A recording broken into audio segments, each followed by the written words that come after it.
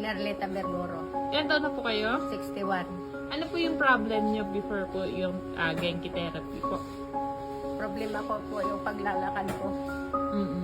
Kaya ilang ano na po iniinda yung paglalakad niyo? Nung December po, Last year, nung nakarang taon kasi po ako, nung nakarang taon na inatake po ako.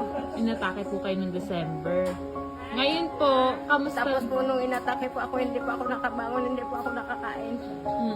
Pinabangon lang po ako ng kinakasama ko po.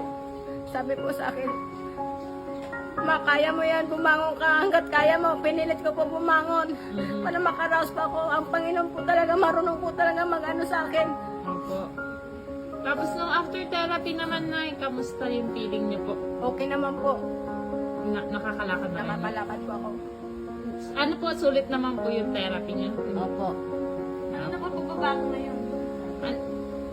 Ang pagbabago po sa akin, ang paglakad ko po kasi dati po hindi ko pa maangat po. Ang paa po isa ito po, ang kanang ko. Hindi niyo po maangat yan. Ngayon po, Naangat ko na po kahit paano po. pwede pong paano yung paangat ng paalak. Ayan. Napadyak ko na po.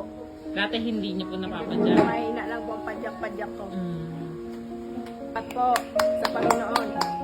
Merry Christmas po. Dahil po may therapy po ng ganito, nagpapasalamat po ako.